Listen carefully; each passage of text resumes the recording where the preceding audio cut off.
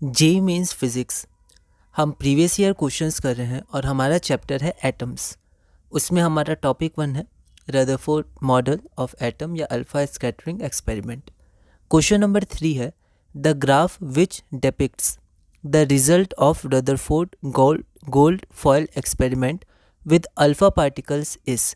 तो हमारे पास ग्राफ दिया हुआ है, उसमें एक है हमारा थीटा जो स्कैटरिंग एंगल है और y हमारा है number of scattered alpha particles detected. इसको कैपिटल एन से भी शो किया जाता है। यह क्वेश्चन जेईई मेंस 2020 में पूछा गया था। तो आपको बताना है कौन सा ग्राफ सही है। यहाँ आपके पास 4 ग्राफ हैं। एक बार आप इस क्वेश्चन को ट्राई करिए, फिर हम लोग आगे बढ़ते हैं। तो ये क्वेश्चन आपका डायरेक्टली एनसीईआरटी बेस्ड है, वहाँ n है, ठीक है। तो यहाँ पर आपको बताना है number of scattered alpha particles with respect to scattering angle, ठीक है। तो ये आपके पास 4 ग्राफ है। सबसे पहले हम लोग देखेंगे कि जो एटम है और यहाँ पर न्यूक्लियस था, है ना। तो जब अल्फा पार्टिकल्स ज़्यादातर क्या किए, पास करके, है ना, या हल्का डिफ्लेक्शन किए, लेकिन जो उसके सामने से पास किए उनका डिफ्लेक्शन ज़्यादा था। कुछ 180 डिग्री से भी डिफ्लेक्ट कर गए। जो सामने से पास किए उनका डिफ्लेक्शन ज़्यादा था, लेकिन जो दूर से पास किए वो कम, मतलब ना के बराबर, या फिर उनका जो डिफ्लेक्शन था वो अप्रिशिएबल नहीं था, ठीक है। तो ये हमारे पास क्या हुआ, ये हमारे पास रिजल्ट आया था, ऑब्जर्वेशंस आए थे। तो अब हम लोग देखते हैं कि जो नंबर ऑफ यहाँ पर जो हमारा स्कैटरिंग एंगल होगा वो एंगल क्या है, बहुत ही कम था, लेकिन उस कम एंगल पे अल्फा पार्टिकल्स बहुत ज़्यादा थे, ठीक है। इसको हम लोग ऐसे भी कह सकते हैं कि बहुत सारे अल्फा पार्टिकल्स बिना डिफ्लेक्ट किए एटम से पास हो गए, है ना, ऐसा भी कह सकते हैं, ठीक है। क्योंकि ज़्यादातर स्पेस जो है वहाँ एम्प्टी है। तो यहाँ पर अगर हम लोग देखें तो एट थीटा 0 के नज़दीक जो होगा वहाँ पर अल्फ़ा पार्टिकल्स की संख्या ज़्यादा होनी चाहिए। अगर हम लोग यहाँ देखें तो थीटा जब 0 के नज़दीक है तो अल्फ़ा पार्टिकल्स की संख्या कम है, लेकिन ये गलत है। ऐसा क्यों? ऐसा इसलिए क्योंकि जो हमारे पास एटम का न्यूक्लियस है, ठीक है, तो ज़्यादातर अल्फ़ा पार्टिकल्स तो बिना डिफ्लेक्ट किए ही चले गए या बहुत ही कम डिफ्लेक्ट किए। जो बहुत करीब से गए बस वही डिफ्लेक्ट किए, ठीक है। तो number of particles, alpha particles, वो ज़्यादा होंगे एट स्कैटरिंग एंगल लगभग 0 या उससे थोड़ा ज़्यादा, ठीक है।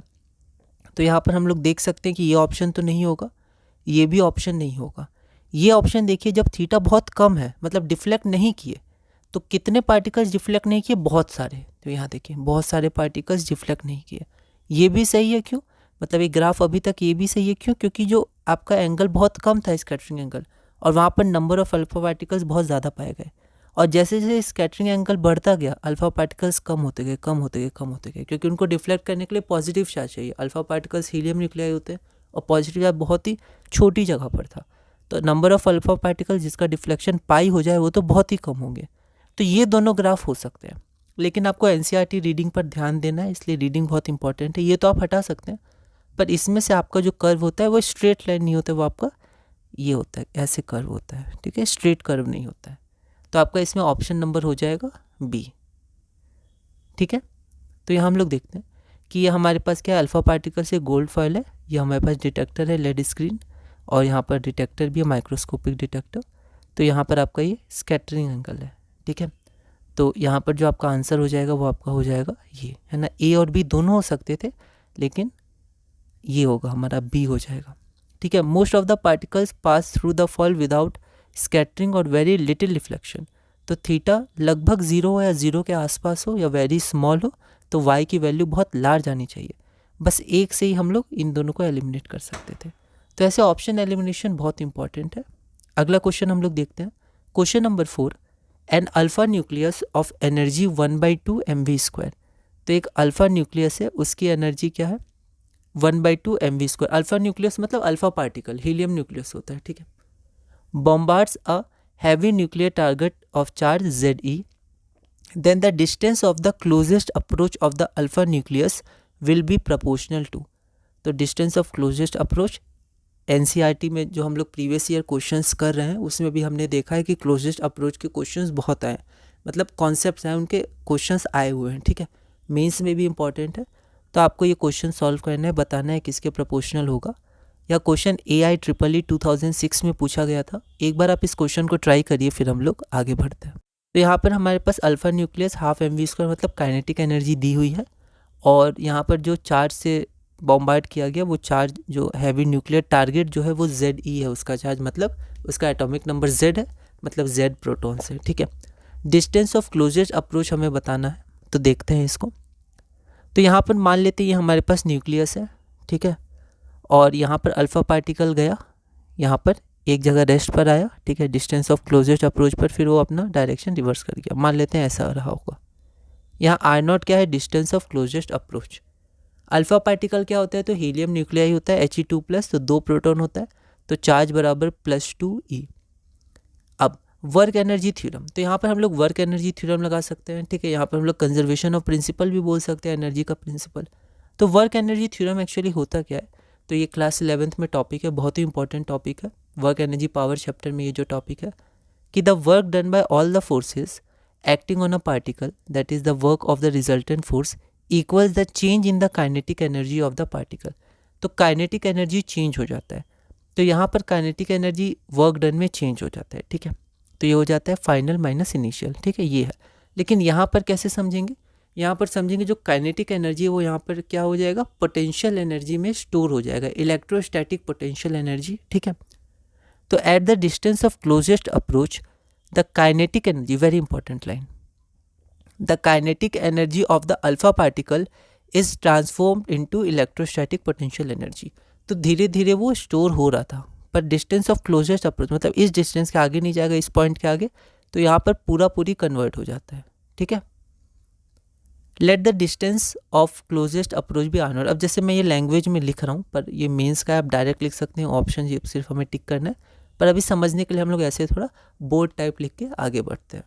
Late the distance of closest approach भी R0। At R0 electrostatic potential energy between the alpha particle and target nucleus क्या होता है, K Q1 Q2 by R। तो K हो गया 1/4πε0, Q1 हो गया 2E, अल्फा जो हमारा हीलियम न्यूक्लियाई है, अल्फा पार्टिकल, उसमें 2 इलेक्ट्रॉन होते हैं, तो चार्ज 2E, और एटॉमिक न्यूक्लियस का चार्ज Z है, मतलब ZE दिया हुआ है, तो 2E times ZE divided by R, R यहाँ R0 है, ठीक है। फ्रॉम वर्क एनर्जी थ्योरम, या हम बोल सकते हैं from the principle of conservation of energy, ठीक है, delta KE is equal to U। अब डायरेक्ट कभी कभी KE बराबर PE भी लिख सकते हैं, कोई दिक्कत नहीं है। तो यहाँ फाइनल में रेस्ट में आ गया था, माइनस इनिशियल, और यहाँ माइनस के साथ लेंगे, -1/4πε0 ZE इंटू 2E/R0, तो माइनस माइनस कैंसिल हो जाएगा, और अगर आप माइनस नहीं ले रहे हैं तो आप दोनों जगह से हटा सकते हैं, ठीक है, डायरेक्ट आप mv²/2 लिख सकते हैं। तो यहाँ पर जब हम इसको सॉल्व करेंगे तो हमें R0 चाहिए, तो R0 की वैल्यू हमारी इतनी आ जाएगी, ZE²/πε0 V²m, ठीक है। तो यहाँ पर हम देख सकते हैं m, तो R0 is inversely proportional to m, ZE², R0 is directly proportional to ZE², और अगर हम लोग v के रेस्पेक्ट में बात करें तो R0 इज यहाँ प्रोपोर्शनल होगा, इज प्रोपोर्शनल टू 1/v², ठीक है। तो यहाँ पर 3 रिलेशन हम लोग ले सकते हैं, पर हमें चाहिए क्या, तो हमें अच्छा तीनों जैसा तीनों में है, तो v², तो डायरेक्टली प्रोपोर्शनल नहीं, इन्वर्सली प्रोपोर्शनल है, डायरेक्ट प्लस ZE नहीं है, ठीक है, इन्वर्सली प्रोपोर्शनल टू m। तो ये देखिए यहाँ पर हमारे पास ये रिलेशन सही बैठ रहा है, तो R0 is directly proportional to 1/m, ठीक है। तो ये हमारा सही आंसर हो जाएगा। इसका मतलब क्या हुआ कि अगर मास हमारा कम होगा तो और ज़्यादा नज़दीक वो पहुंच जाएगा, ठीक है। तो कुछ हम लोग ऐसे भी लॉजिकली सोच सकते हैं कि मास अगर हल्का होगा तो वो और क्लोज पहुंच जाएगा, ठीक है, और मास भारी होगा तो वो ज़्यादा क्लोज नहीं पहुंचेगा, ठीक है। तो यहाँ पर डिस्टेंस ऑफ क्लोजेस्ट अप्रोच आपका आया है डायरेक्टली प्रोपोर्शनल टू 1/m, बाकी ये सब सही नहीं था, सही ये था पर ऑप्शन में ऐसा नहीं दिया था, तो आपका ऑप्शन हो जाएगा B, ठीक है। आगे बढ़ते हैं, question number 5। An alpha particle of energy 5 mega electron volt is scattered through 180 degree by a fixed uranium nucleus. Nucleus कौन सा है, यूरेनियम का है। The distance of closest approach is of the order, तो जो डिस्टेंस ऑफ क्लोजेस्ट अप्रोच है उसका हमें ऑर्डर बताना है। यह क्वेश्चन AIEEE 2004 में पूछा गया था। 4 ऑप्शन है आपके पास, एक बार आप इस क्वेश्चन को ट्राई करिए, फिर हम लोग आगे बढ़ते हैं। तो यहाँ पर फिर से हम लोग देखें तो काइनेटिक एनर्जी दिया हुआ है, एंगल दिया हुआ है, किस एंगल से स्कैटर किया है, यूरेनियम न्यूक्लियस दिया हुआ है, डिस्टेंस ऑफ क्लोजेस्ट अप्रोच निकालना है। तो यहाँ देखते हैं हम लोग 1 इलेक्ट्रॉन वोल्ट। तो 1 इलेक्ट्रॉन वोल्ट होता क्या है, तो amount of kinetic energy gained by a single electron accelerating through an electron potential difference of 1 volt in vacuum. तो वैक्यूम में जब एक इलेक्ट्रॉन पास करता है 1 1 volt electron 1 volt potential difference से, ठीक है। तो जो काइनेटिक एनर्जी गेन होती है, ठीक है, जब वो पास करता है, एक्सेलरेट करता है, तो जो काइनेटिक एनर्जी उसको मिलती है उसे कहा जाता है 1 इलेक्ट्रॉन वोल्ट जूल, और इसमें कन्वर्ट किया जाता है, ठीक है। जनरली इलेक्ट्रॉन वोल्ट में लिया जाता है, बोर्ड्स में भी हम लोग देखेंगे इलेक्ट्रॉन वोल्ट में ज़्यादातर लिया जाता है, लेकिन जूल क्योंकि ऐसा यूनिट है तो हमें ध्यान रखना है किस में दिया हुआ है।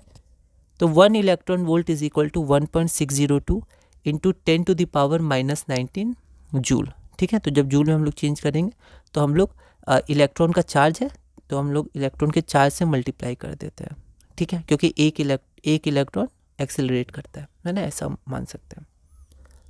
तो a particle with electric charge Q, तो अगर इलेक्ट्रिक चार्ज क्यू होगा, ठीक है, it gains an energy of E is equal to Q V after passing through a voltage V. तो यहाँ पर अगर हम लोग ध्यान दें तो चार्ज क्या था, इलेक्ट्रॉन का ई, और 1 वोल्ट से पास कर रहा था। पर अगर जनरल लें कि चार्ज हमारा क्यू है और वो वी वोल्ट से पास कर रहा है पोटेंशियल डिफरेंस, तो उस पर एनर्जी क्यू वी आ जाएगा, ठीक है। जनरल बात थी, ठीक है। अब आगे बढ़ते हैं। यहाँ पर यूरेनियम क्या होता है, 92 उसका एटॉमिक नंबर होता है, क्योंकि अभी हमें चाहिए पोटेंशियल एनर्जी में KQ1Q2/R। तो यहाँ पर यूरेनियम रेडियो एक्टिवली डिकेज, तो इसकी पूरी सीरीज़ होती है, ठीक है, इसमें डिकेज होते हैं। तो इसमें यूजुअली क्या होता है, अल्फ़ा पार्टिकल एमिट होता है शुरू में, बाद में बहुत सारे डिकेज होते हैं इसके, पर यूजुअली जब ये डिके होता है तो ये अल्फ़ा पार्टिकल एमिट करता है। इसके आइसोटोप्स भी होते हैं, ठीक है। तो यहाँ पर अब हम लोग आगे बढ़ते हैं। क्लोजेस्ट अप्रोच में काइनेटिक एनर्जी पोटेंशियल एनर्जी में कन्वर्ट हो जाती है उस पॉइंट पे, है ना। तो यहाँ पर काइनेटिक एनर्जी क्या था, 5 × 5 मेगा इलेक्ट्रॉन वोल्ट, ओके। और यहाँ पर पोटेंशियल एनर्जी होता है 1/4πε0 Q1Q2/R, ये फार्मूला हो गया, है ना। यहाँ पर मेगा होता है 10⁶, तो 5 × 10⁶ electron volt is equal to 1/4πε0 Q1 क्या हो गया, तो 92 हमारा एटॉमिक नंबर है, मतलब 92 प्रोटॉन से एक प्रोटॉन पे ई चार्ज, तो 92 पे 92 ई चार्ज, तो 92 ई। और हमारा दूसरा चार्ज क्या है, अल्फ़ा पार्टिकल, मतलब हीलियम न्यूक्लियाई। हीलियम में 2 प्रोटॉन होता है, एक प्रोटॉन पे ई चार्ज, तो 2 प्रोटॉन पे 2 ई चार्ज। तो यहाँ पर आपका आ जाएगा 1/4πε0 92 E into 2 E divided by radius r, okay.